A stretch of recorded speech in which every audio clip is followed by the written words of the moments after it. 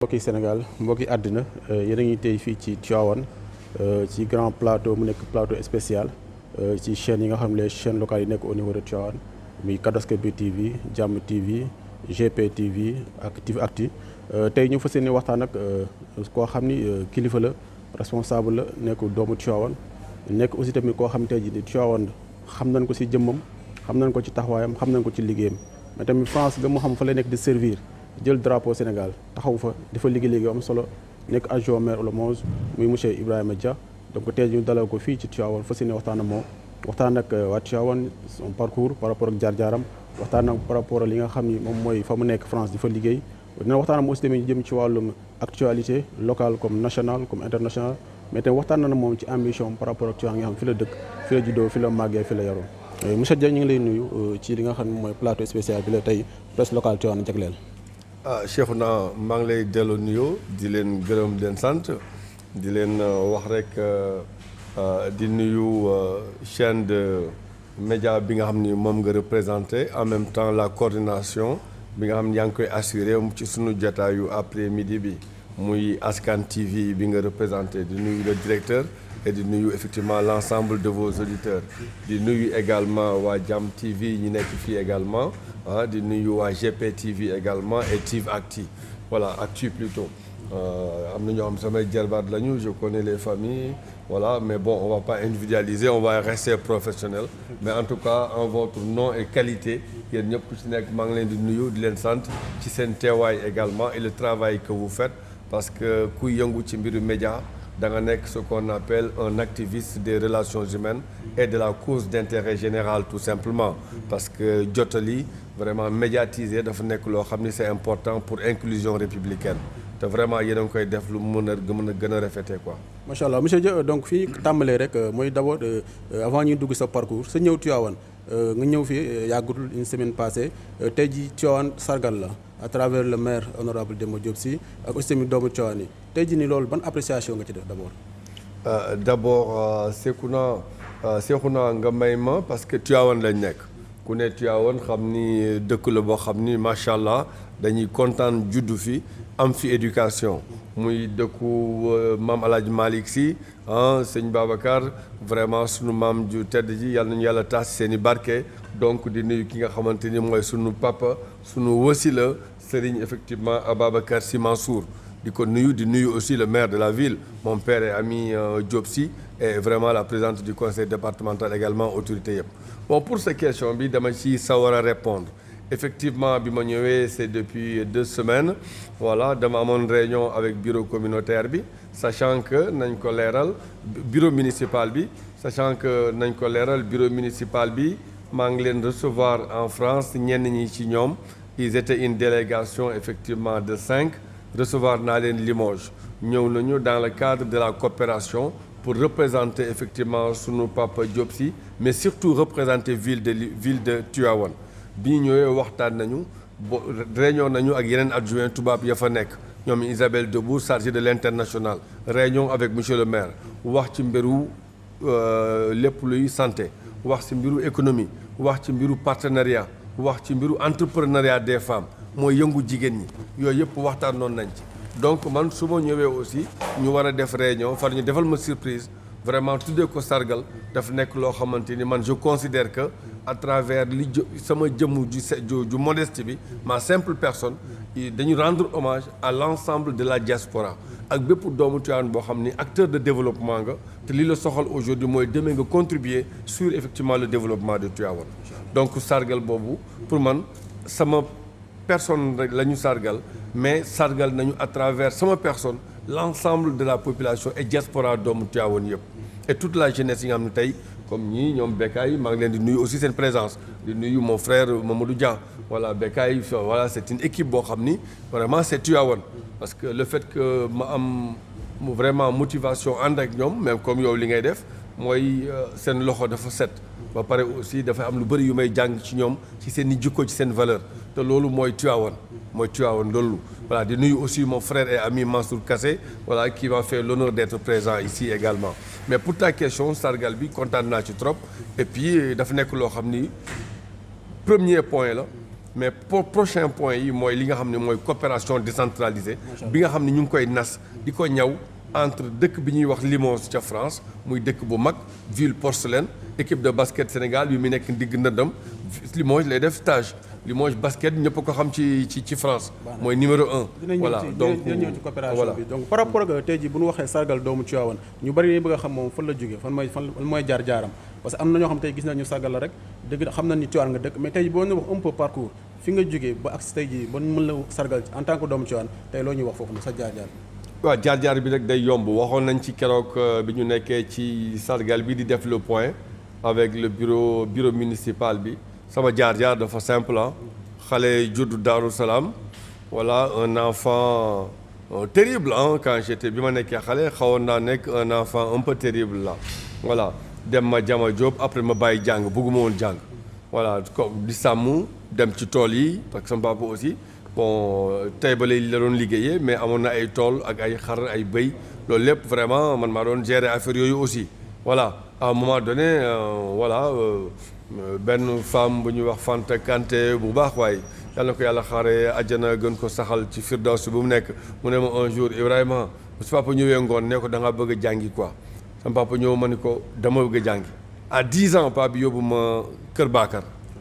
Bakar laa dem au début dam noonu dox même yenn saa yi après mu jëndal ma benn un vélo de fortune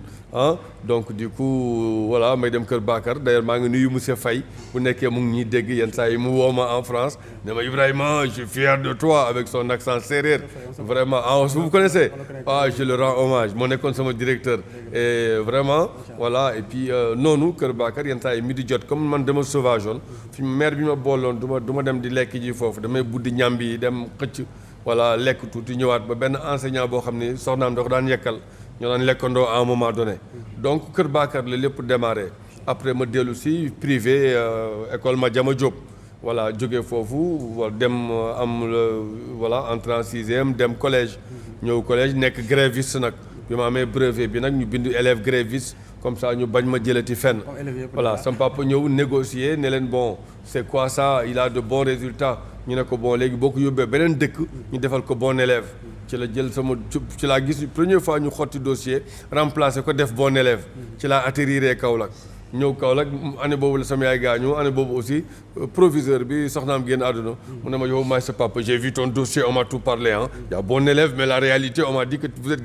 tu es gréviste ici je veux pas de grève année boobu première seconde ma am mention sama tonton maman Sall que ma koy gërëm parce que Kaolack je manquais de rien aussi vraiment mu ne ma boo amee ay mention rek man y a pas de souci c'est idéologie marxiste léniniste ñun ñoo ko créé ñun au niveau de And Jëf à l'époque de MRDN mën naa la ci former boo bëggee mais la condition mooy nga am de bons résultats ñëw première année ma nekk président foyer Valdiodio Ndiaye deuxième grand lycée du Sénégal après lycée Limamoulaye voilà on était numéro 2 donc di nuyu aussi mon ami Ali Mané parce que noonu la ñu xamante hier le premier ministre nous a reçus tous les deux voilà donc pour dire que mouvement syndical man moo ma formé moo ma def donc fa laa dem lycée première année ma waxtaan ak benn gars yi ne ko man dama doon grève mais bàyyi naa grève léegi ci la Abdou Diouf ne léegi bac bi rek nekkatul accès immédiat à l'université accès immédiat dañuy def sélection après le bac après ci lañ ne donc loolu du mën a am on a refusé ci la ñu déclenché grève bu mag bi ci la dirigé la grève effectivement du lycée Valdiodio Ndiaye ci la ma Sada Ndiaye l'ancien ministre xamee grève bi ça a été médiatisé au niveau national partout au Sénégal def naa ci tournée def fii AG lycée Djimabou Djignabo partout Kolda Saint-Louis Dakar un peu partout Delafosse avec ñoom Aziz Diop ñoom voilà donc c'était ça Seydou Diaw Diop bi ngeen doon dégg donc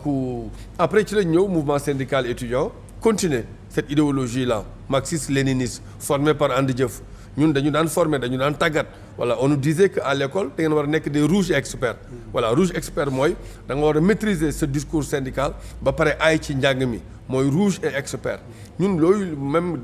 d'ailleurs le premier adjoint Cheikh Tidiane mu ngi koy rappeler keroog ci sargal bi noonu di expliquer ne kii sama petit frère la woon And Jëf ci boy yi ñu doon former la bokkoon voilà donc noonu la formation bi loolu la point bi ci xaw a mooy li tubaab di wax le cheveu dans le lait c'était la mort de Balla Gaye c'était un moment boo xam ni xawoon naa dof du ma ko nëbb. non Balla Gaye en tant que doomu Tivaouane donc ñu gis ni moom deseem am na lu bari lu mu joué ci Sénégal aussi am na tournée bu mu def ci lu bari ci leen élèves étudiants yu bari si leen jaaree dem bitim réew donc yow dese boobu noonu nan la def ak par rapport ak circonstances yi ak ni nga demee à l'étranger. Oui, là-dessus effectivement ce matin ci Kangam FM hein? Voilà. Voilà ci Khassim voilà qu'on salue hein. Voilà et di ko remercier également ci accueil bi ce matin. Question bi posé waat nañ ko. Xam nga effectivement depuis boobu léegi dama dem France yenn saa yi gars yi ñëw seet si ma leen non dama bëgg régler la question pédagogique parce que dañuy jógee Sénégal condition la yoo xam ni effectivement gars yi dañuy interpréter yenn saa yi c'est normal mais man ak Aline Diop ñun ñaar ñoo gënoon a radical ci mouvement étudiant d'ailleurs bi may Abdoulaye Wade di recevoir au palais sama bloc bi gënoon a xasaw ci sama yére yi laa soloon jour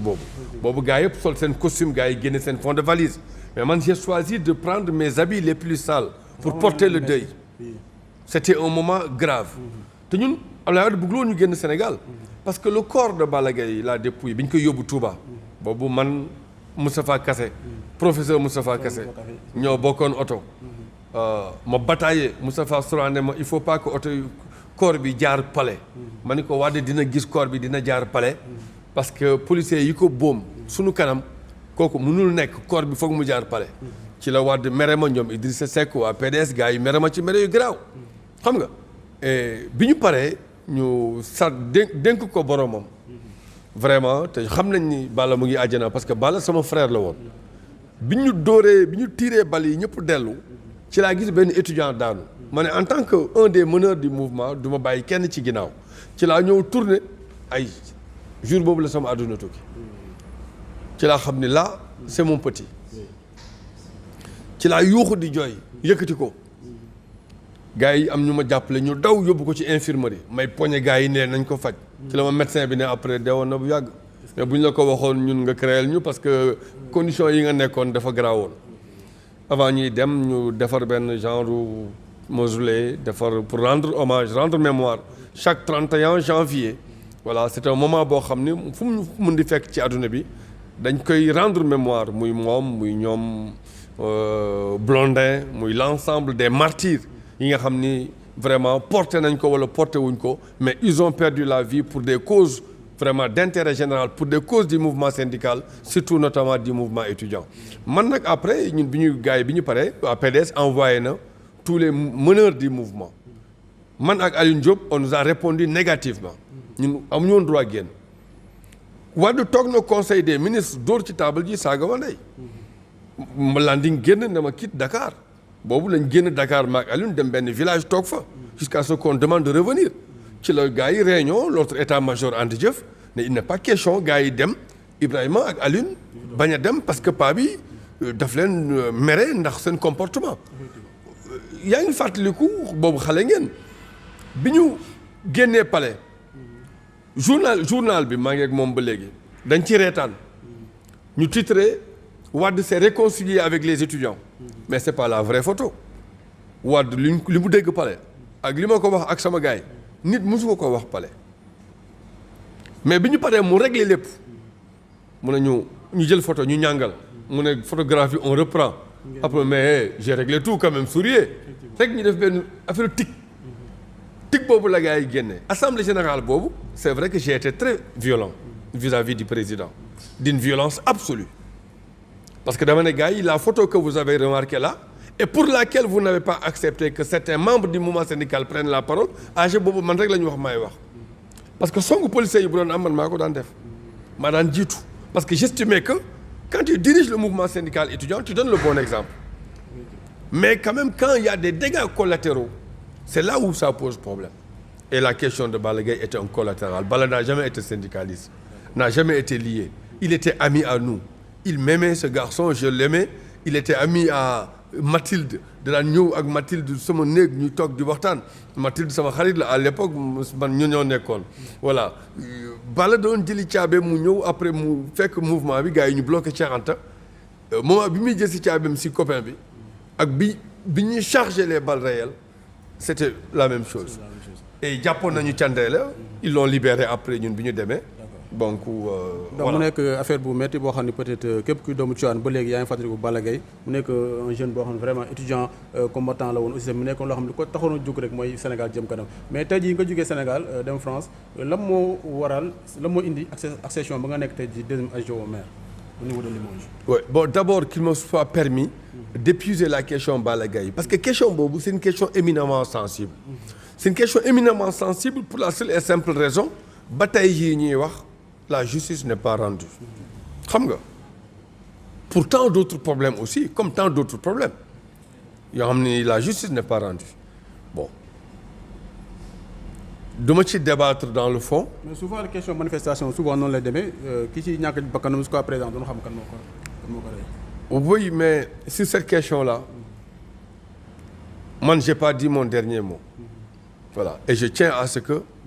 justice soit rendue sur cette question-là et mon discours bu ngeen xoolee archives yi du changer sur cette question-là les autres je les ai vécus par procuration voilà di ñaan rek fi mu tëdd yàlla na suuf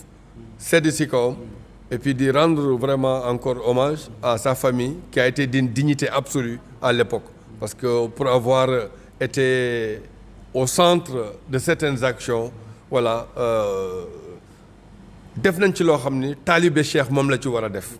et je suis très fier de ce que j'en ai fait parce que lii am na maintenant c'est le devoir de mémoire qui s'impose et ce devoir de mémoire là nous impose un devoir de vérité un devoir de loyauté vis-à-vis de Balla Gaye et vis-à-vis de sa famille. Voilà merci voilà. donc tey jii nga jógee Sénégal dem au niveau de France tey jii dina xaw a jafe en tant que doomu Tivaouane en tant que doomu sénégalais nga dem ba nekk ci adjoint au maire de Limoges donc nan nga defee ba dugg est-ce que sur le plan politique nga fa jaare wala syndicalisme nan nga def tey jii bu mën a nekk position boobu noonu. Non Cheikhouna comme li sama papa di wax rek dans la vie. Le travail encore et toujours d'ailleurs Abdoulaye Wade mu ngi ko doon wax ci si travailler encore travailler toujours travailler bi may dem aussi sëñ Mansour bi may sama papa Demba Diop si di yóbbu ci moom pour mu ñaanal ma c'était en 2001 ay octobre xaw ma septembre la woon parce que octobre laa jël avion daf ma ne royal ci ñoom te buñ la soppi bi ma demee nag roy ci ñoom buñ la soppi mooy intégration la woon mais d'abord ñëw créer l'association des Sénégalais d'abord de Bordeaux ànd ak gars yi di ci travailler fekk ko fa di ci travailler dem Périgueux créer l'association des étudiants sénégalais booloo di travailler consul bi di ñëw ñu leen di accueillir sama appartement ñuy changer suñuy carte de passeport di ñu defaral carte d'identité di changer suñuy di ñu defaral carte consulaire loolu jikko boobu moom laa demee France te moom laa continuer jikko syndical jikko bëgg nit jikko bëgg justice sociale mais bëgg aussi nit ku honnête surtout voilà parce que man nit ku honnêtul man j'ai du mal voilà donc jikko boobu moom laa continuer bi ma demee Limoges dama ñëw association des Sénégalais amoon na mais toog na 3 ans yu mu amul ay nit ay ñoom Daouda ak ñoom Idi ñu ngi may dégg Idi il est cadre politique maintenant à Louga Daouda il est en France toujours ñu ne ma grand comme accéder nga dans les instances du conseil d'administration de l'université war nga ko mën a utiliser pour aider la population en prenant l'association yaak Mansour Fall Mansour il est maintenant haut fonctionnaire du trésor là il a réussi l'ENA depuis longtemps di ko nuyu également ci la ñu jëlee la présidence ma jël ko Mansour nekk secrétaire général ñu def fa un travail extraordinaire jóge fa ma jël nekk la coordination le coordinateur des étudiants africains ci laa yóbbu africains yëpp à Paris à l'époque Sarkozy la woon ma ni ko Sarkozy wu ne ma ni ko le visa long séjour 3 mois étudiants yi africains yi wax a dem rang pour am autorisation de travail et semaine bi lañ koy def te bu ñu redoubler nga leen nañu dellu seen dëkk ma ni ko les conditions c'est un parcours du combattant qui est cornélien et qui leur permet pas effectivement d'avoir de bons résultats ñu dem états généraux en France gars yi ne kii kat lu ñu wax dëgg la ñu yokk ko defal ñu 1 an visa yi léegi 1 an la mais ça c'est mon combat c'est notre combat avec mes amis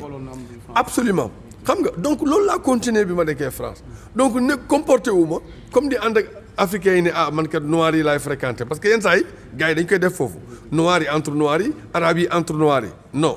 man dama ñëw ma ne am naa formation ànd jëf ambitionné pour diriger tubaab bi comme ni ñu diriger woon samay maam en toute modestie noonu laa ko waxee woon te ba léegi noonu laa koy waxee donc la meilleure solution mooy dugg ci ñoom dëkk ak ñoom bi gars yi demee dëkk campus dëkkuma campus dama dem résidence tubaab yi fi ñu dëkk résidence patron yi fa laa dem dëkk bu ñu ñëwee ne ah mais ton père est ministre ma leen non je travaille à 150 kilomètres pour payer mes logements effectivement noonu laa doon def donc loolu moom laa continuer intégré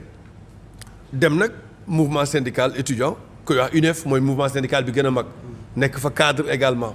ñoom ñu ràññee la ci yëngu-yëngu yooyu à l'université ma def 2 mandats conseil d'administration représenter tous les étudiants de la région def un mandat conseil scientifique représenter tous les chercheurs def un mandat CEVI def un mandat CNUS def un mandat conseil académique de l'éducation nationale d'ailleurs ba may dugg conseil académique ay tubaab rek la woon benn noir moo fa awoon muy man dama dugg ñu yaakaar ne dama juum ci porte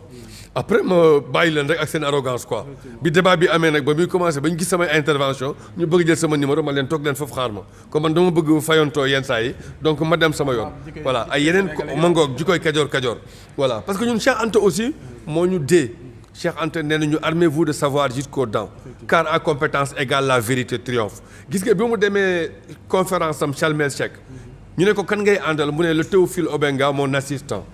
d'ailleurs maa ngi koy sargal parce que maa ngi liir yu ngand ci moom problématique africaine yu bëri mu ngi koy évoqué naan la moo tax Afrique nekk en retard mais Cheikh Anta ñaar moom la woon ak Théophile affronter l'ensemble des experts pour leur démontrer que l'Égypte pharaonique est nègre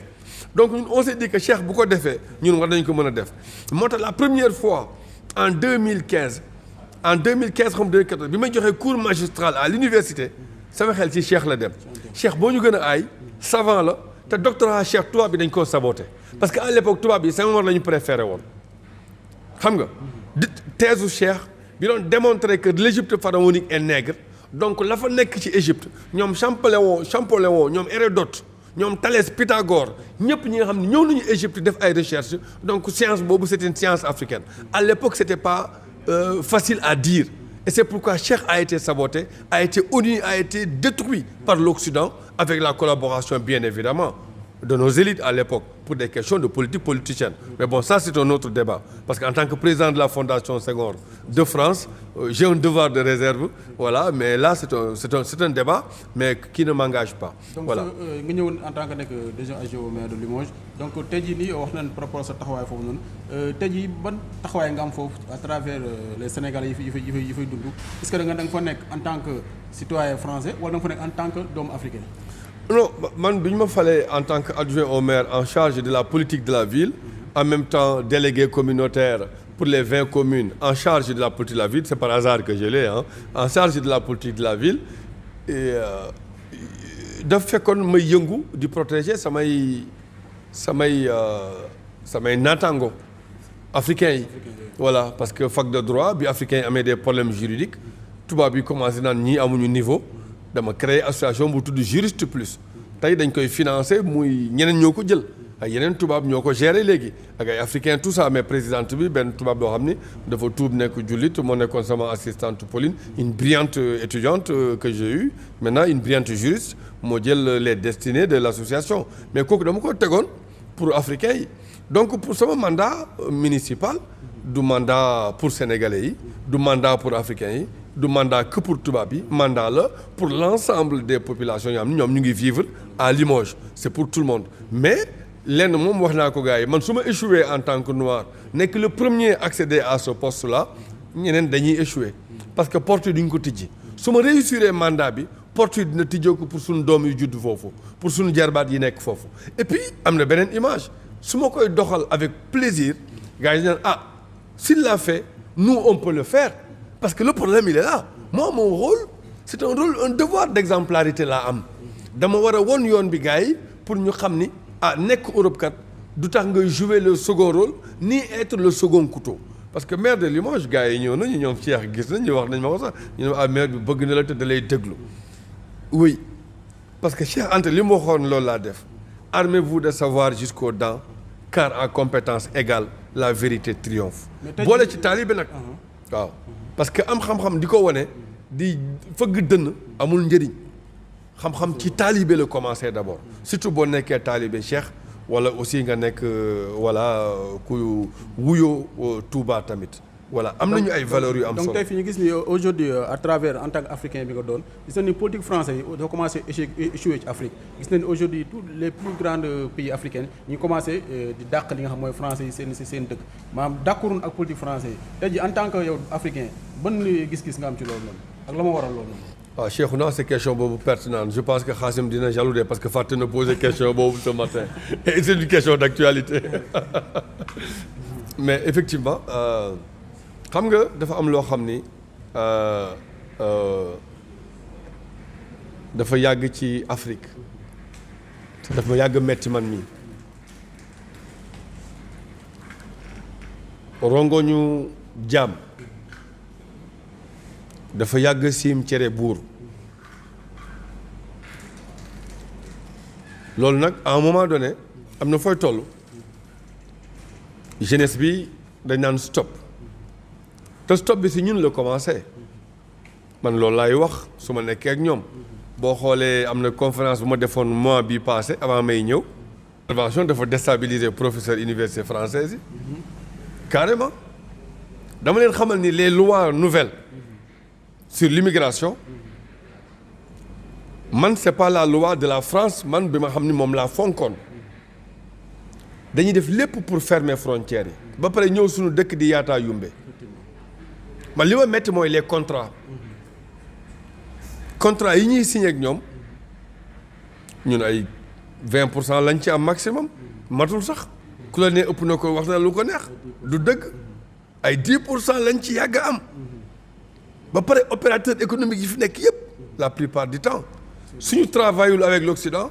sont entre les mains de l'Occident donc loolu du tubaab bi moo koy régler te du idéologie politique bu ñu yuuxu moo koy régler tamit xam nga Gandhi nu mu defoon la révolution silencieuse à travers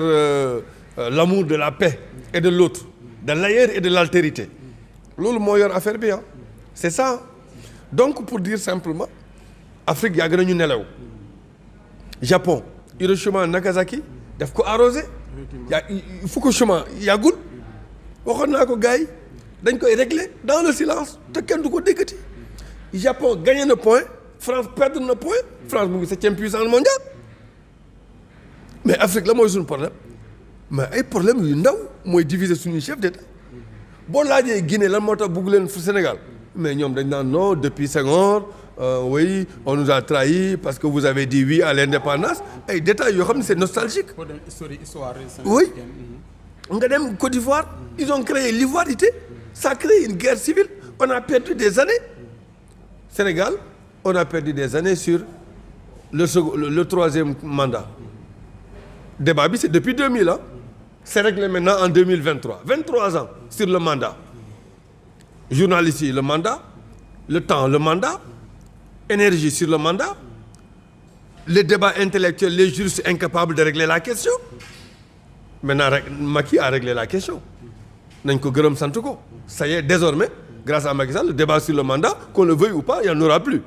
une personne l'a réglé ce que les juristes qui avaient mandat de le faire étaient incapables de résoudre donc voilà la problématique de l'Afrique sur la substance on perd du temps sur le cosmétique on donne du temps c'est le vrai problème qu'on a c'est pas tubaab yi ñoo ñëw régler suñu problème boo demee Congo dem dëkk yi cobalt bi or bi diamant bi demal fële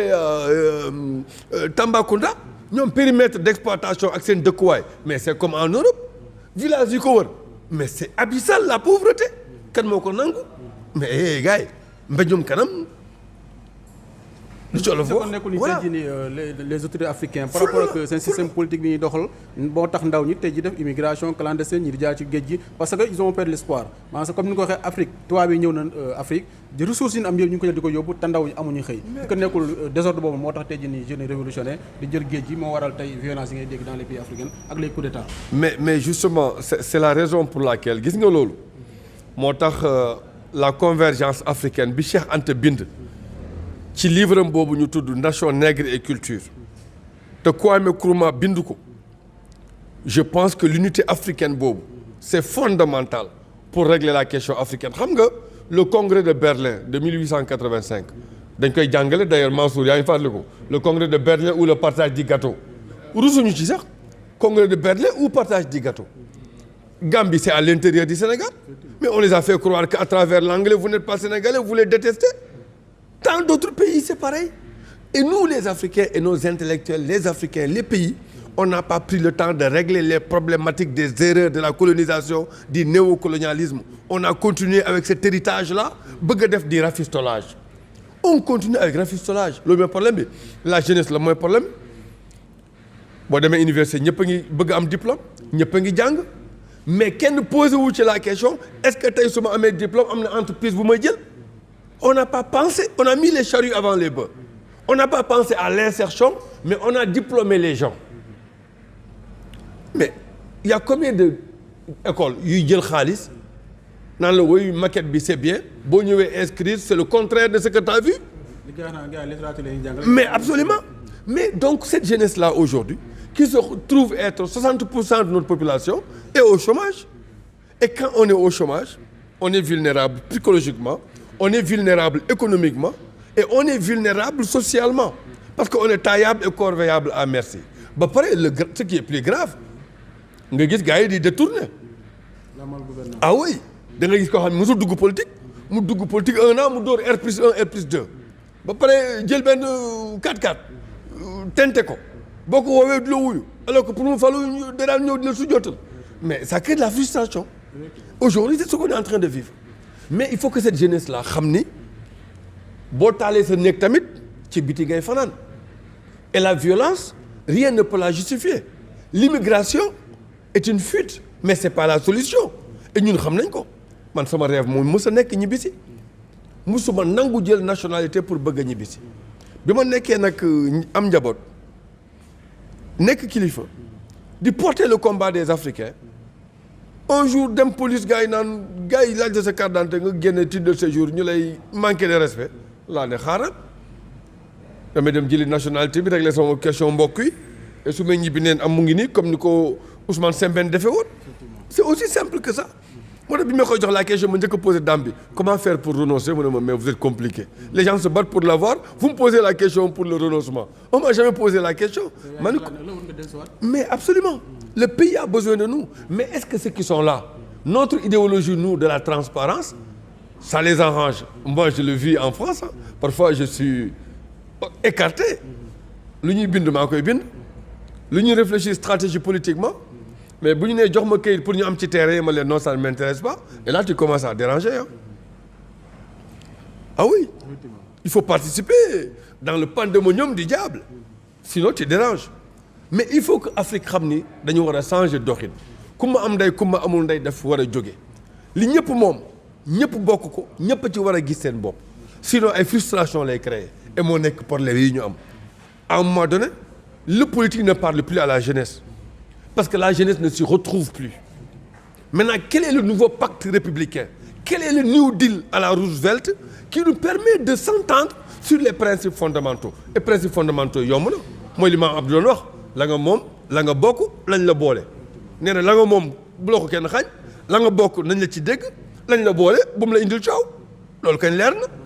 lii nag ñëpp ko bokk. donc xam naa avant ñuy émission bi am na solo donc neex na parce que gars yi ñu ngi suivre macha allah dañuy terminer ci Tivaouane en tant que doomu Tivaouane ñu gis ni tey Tivaouane mu nekk benn département bu riche dans le domaine industriel gis nañ fi GCO gis nañ fi ICS gis nañ fi Taïba te gis nañ ni ba léegi Tivaouane fi la pauvreté bu ëppee chômage des jeunes fi la ëppee te ba léegi amaguñ benn solution boo xam ne tey jii nii même le département même le centre bi nga xam moom mooy Tobin Power bi nga xam tey jii centre solaire bi nga xam ñu si ñëw na fi Taïba Ndiaye ñoo ko renforcer énergie au niveau de Tivaouane te gis nañ département Tivaouane ba léegi fa mu nekkoon depuis Senghor ba léegi fi la nekk yow lan nga xalaat tey loolu war na mën a jeex si département bi. ah non loolu waxtaan naa ci ak sama papa Demba Diop si. Avant ma ci waxtaan ak moom sax parce que moom bon c'est un homme d'affaires qui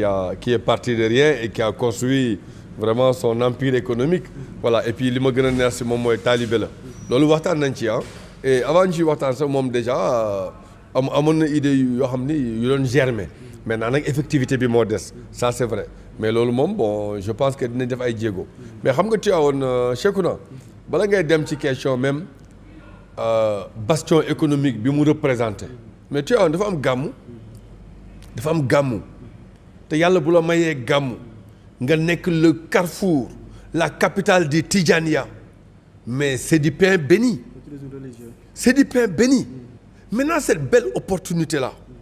di delloowaat njukkal effectivement sunu wasila Serigne Ababacar Sy Mansour di ko ziar di renouveler sunu soppe ci moom ak sunu taalibe également mais Cheikhouna ñun waa Tivaouane dañu war a dépasser la phase événementielle gàmmu gi événement la mais gàmmu gi est une opportunité structurelle parce que c'est une réalité intrinsèquement liée à Tivaouane tant que Tivaouane mu ngi exister gàmmu dafay am te gàmmu buy am télé yi dañuy ñëw on est le cœur pendant un mois du débat religieux sénégalais même du monde c'est à Tivaouane mais quelles sont les possibilités économiques télé yi mais gratuitement la ñuy diffuser loolu il faut que débat bi posé wu la fiscalité yaa ngi ciy travailler Bécaye avec ñoom Cheikh la question doit se poser ñii ñëw di jaay est-ce qu'on a suffisamment d'argent pour pouvoir contrôler l'ensemble des acteurs économiques yi ñëw pour ñu fay mais on l'a pas xanaa ñu recruter ay journaliers ou ay vacataires kooku solution la mais boo bëggee recruter ay agents titulaires loolu du mën nekk parce que après le gàmmu la réalité revient retour au principe des réalités et bu boobaa fooy jëlee loo leen fayee mais je pense que sur le plan économique le gàmmu les ziar Tivaouane religieuse c'est comme Italie Rome religieux Rome a ngi profito comme Fès religieux merci gars yaa ngi lekk xaalis ñun ñoo lekkagul xaalis parce que le débat on l'a pas posé xam nga lu tax. est-ce que loolu tey ñi nga xam ñoo nekk au niveau de la municipalité waruñu ci réfléchir parce que les hommes religieux souvent ñoom aspect religieux bi la ñuy gën a garder mais est-ce que jarul tey jii la municipalité ak ñi nga xam ñooy dëkk au niveau des intellectuels ñoom ñu xalaat ban axe la war a mën a liggéey pour loolu mën a dugg ci maire bi tu vois. oui mais c'est que dafa am lu ñuy wax droit de propriété intellectuelle gàmmu gi ala kullu àll Tivaouane moo ko moom mais c'est la famille religieuse moo ko porté. tey boo attaqué woon gàmmu gi ñoom ñooy répondre te muy lu dëgg te ñun tamit dañuy répondre de heureusement kenn du mën a attaqué gàmmu gi parce que xéwal la ci Sénégal macha allah xéwal bu ñu yàlla may la mais pour wax rek sur le plan économique il faut que débat bi posé wu entre l'exécutif territorial local muy la mairie et le pouvoir religieux local muy jal bi mais en même temps aussi Tivaouane yenn saa yi dañuy am trop d'ingérence du gouvernement yenn saa yi dañuy régler avec l'État voilà parfois c'est pas évident voilà Demba Diop si am na légitimité boobu pour mën a discuter mais am na maire yu bëri yu fi jaar yenn saa yi dañu doon subir les événements dafa mel ni concept boobu ñu commencé développer parce que gis nañ ni gàmmu gi passé def nañ fi foire entre Fès Maroc ak Tivaouane ci sur le plan économique dafa mel ni comme ñoom ñu ngi commencé xaar mais échange d'expérience dafa am solo échange d'expérience dafa am solo voilà et puis du Tivaouane rek d'ailleurs Touba l'exemple de Touba est là aussi ñoom it war nañu mën a réfléchir sur cette question et je pense que ñoom amorcé nañu dynamique boobu sax d'ailleurs voilà mais kooku war nañu ci réfléchir maintenant sur le plan économique li nga wax mais il faut que l'État nous aide parce que entreprise yi fi nekk yëpp c'est avec l'autorisation de l'État la ñuy implanté wu et kooku c'est dans base légale bi mooy difficulté li ñu manqué ci suñu code des collectivités territoriales il faut que mu am des instruments juridiques qui permettent yi nga xam day permettre aux collectivités ñu ne ñun kat dañuy lever ay taxes je pense que base bi am na parce que boo demee Mboro Madja mu ma doon expliquer loolu bi ñu jaaree Mboro Daaru il y a une taxe de payer à la commune par les camions qui passent moi je pense que on n'est pas obligé de copier lii am Mboro mais sur le plan économique et puis dafa am benn affaire boo xam ne Cheikhouna gars yi xam nañ ko mais dañ ko exploité wul la responsabilité sociale des entreprises RSE mais kooku il faut que gars yi wax ci quand même yu mel nii boo ko amee autour de toi da ngay invoquer la responsabilité sociale des entreprises mais yéen a ngi fii macha allah mais la responsabilité sociale des entreprises daf leen demande ngeen embaucher sunu ndaw yi la responsabilité sociale des entreprises daf leen demande ngeen may ñu terrain bii di municipalité bi di rey boppam pour tabax ko avec tout le mérite que je leur reconnais mais entreprise yi même war nañu ko mën tabax defar ñu terrain bi gën a rafet dans le cadre de RSE mais c'est ce que je fais en tant qu'adjoint maire avec Vinci que vous connaissez. Vinci jaar na ci sama ville mais dama leen ni ci centre social bi ñu participer ci dañ koo def. donc daal taxawaay daal moo des daal. non mais idée yaa ngi fi ñu ngi ciy travailler et man j'ai confiance vraiment à mon père Demba Diop Sy parce que man maa ngi wax waa Tivaouane nañu patience parce que ça fait 1 an et demi quasiment 2 ans connaître les dossiers enchaîner changer certaines choses c'est pas évident te Tivaouane est une ville religieuse c'est pas Tivaouane bokkul ak yeneen ville Tivaouane Touba boo koy diriger au niveau municipal da nga war a jël en compte paramètres yu important yoo xam ne ailleurs duñ ko jël en compte loolu moo tax c'est pas évident moo tax patience man je demande la patience parce que discuter naa ak moom discuter naa ak jeunes yi nga xam te ñooy travailler ak moom ñu nekk vraiment ŋànk bureau municipal bi et les conseillers c'est des gens qui ont une volonté qui ont un parcours et qui ont de l'expertise te bi ñu ñëwee France échanger ak monsieur le maire ma toog leen déglu vraiment j'étais fier nekk doomu Tivaouane parce que c'est des élus de qualité. donc xam naa avant ñuy tëjee benn dernière question bi ñuy posé mooy est-ce que yaa ngi xalaat revenir à Tivaouane créer fi loo xam ne peut-être xëy na yow da nga koy diriger wala tey jii mouvement boo xam peut-être pour gën a taxaw Tivaouane à travers ton image. justement pour ñi nga xamante ni pose nañu la question sargal lan la defagum réellement au forum mondial de l'eau ñëw na avec 12 experts dem nañu sàkkal def fa travail bu am solo accès à l'eau potable gars yi ne ma waaw mais projet bi la moo tax doo ko yóbbu Tivaouane ma leen Tivaouane am nañu gàmm man am na projet yoo xam ni man j'ai toujours travaillé avec le Sénégal mais damay xool dëkk bi gën a sonn ma xam ni ñoom ak ñun ñoo yem ma dem jàppale leen bi ma fa jógee Kaolack dama faa jàngee l'eau potable ñoom amuñu ndox bi dafa am xorom Limoges c'est l'Institut international des eaux donc j'ai amené une forte délégation pour gars yi bañ a am ku mer ma réunir tout le conseil départemental ñu nekk di def ay jéego Tivaouane Diop Sy daf ma gis université mu ne ma yóbbu maay sa papa vraiment mu koy doxee di ko waxee mu nekk d'une fidélité absolue depuis 2020 on est 2023 xam nga yàgg na te Olof Ndiaye nee na lu yàgg rek mooy dëgg yàlla def mu nekk maire donc c'était pas prévu les planètes sont alignées actuellement pour moi comprendre donc mu ne ma mon fils je veux des choses ma ne ko mon père sama diggante yow c'est pas d'autorité à autorité doom la ak baay tes désirs c'est des ordres dis-moi ce que tu veux j'exécute loolu mooy sama relation ak Diop Sy il me dit ce qu'il souhaite moi j'exécute loolu mooy sama relation ak moom comprendre nga waaw France nag tonton Badou Fall moom ma fa yóbbu ak Moustapha Souran Landing Savané taxaw ci Wade ne woon non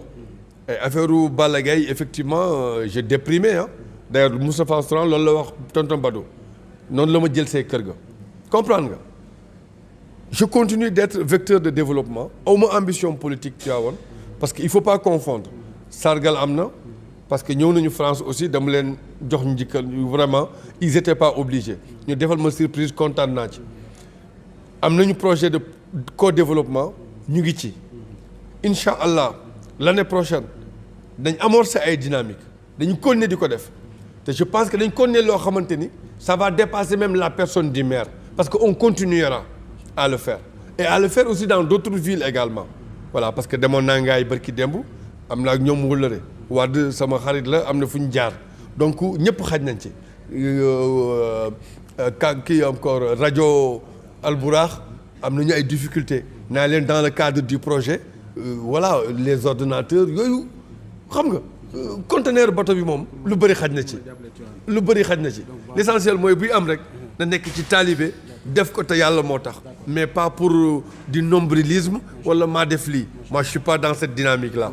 voilà je ne suis pas dans cette dynamique. donc ñu ngi si sunu terme l'émission donc muy plateau spécial tey jii ñu dayaloon nga xam mooy Ibrahima Dia nekk doomu Tivaouane nekk docteur en droit nekk au niveau de Limoges adjoint au maire donc tey jii nekk aussi avocat comme ni nga ko waxee ñu doon dal fii ci Kaddu Askan Wi TV la voix de la jeunesse ànd ko ak waa GP ak waa Jàmm TV ak aussi TVactu donc sa dernier mot looy tàggatoo. Sama dernier mot vraiment mon cher ami Cheikhouna mooy sant la gërëm la rafetlu taxawaay bi et sant également ce organe de presse muy effectivement Kaddu Askan Wi TV di sant également waa Jàmm FM yi fi nekk di sant GP TV également ak TVactu voilà di remercier mon grand frère qui m'accompagne Mamadou Dia l'infatigable Mamadou Dia que tout le monde connaît le grand syndicaliste l'ami de Baba Mal voilà di nuyu aussi Baba Mal parce que Baba ñëw na France defal ñu concert gratuitement grâce à jëmu ji donc pour wax rek àdduna baax moo am solo di gërëm sama frère bi notre avenir de la jeunesse de Tivaouane di saluer son président du conseil départemental de la jeunesse que j'ai eu tout à l'heure voilà ak Mam Mor vraiment ñoom ñëpp ñoom Cheikh vraiment monsieur le maire bu Koulim Dioum vraiment le premier adjoint Khalifa Abdou vraiment Djalimar di nuyu la présidente du conseil départemental kenn bu maire Tivaouane nag vraiment Darou Salam tamit ñoom ñoo ma formé grand yi ñoom ñëpp sama fief voilà donc di wax rek gars yi di gërëm ñëpp di sant ñëpp voilà di leen wax rek bon màggal ñi dem Touba et puis gàmm gi aussi yàlla nañ ci yàlla yóbboog jàmm vraiment yàlla taxawu sunu wasila vraiment taxawu ko may ko wér-gu-yaram gën a dëgëral ay cëram pour nu mën a porter ce projet bi nga xamante ni ay maamam ñoo ko fi teg muy xéwal boo xam ni gaz de stabilité la Sénégal nag ñun ñëpp a ko bokk violence moom voilà nañ ci yàlla suturaal yàlla may ñu jàmm ñëpp am jàmm élection yi am ñëpp participer si vraiment dans de bonnes conditions on est une démocratie les Sénégalais foo dem ci monde bi dañ koy ràññee on est des hommes élégants intelligents et brillants ànd ak talibé te loolu daf ko ne am nañ ko war a wuyoo gaal gi nag du solution kooku bu ñu ko fàttee wax gars yi dañ leen koy wax tout le temps gaal gi du solution la vie est tellement chère vraiment nos mamans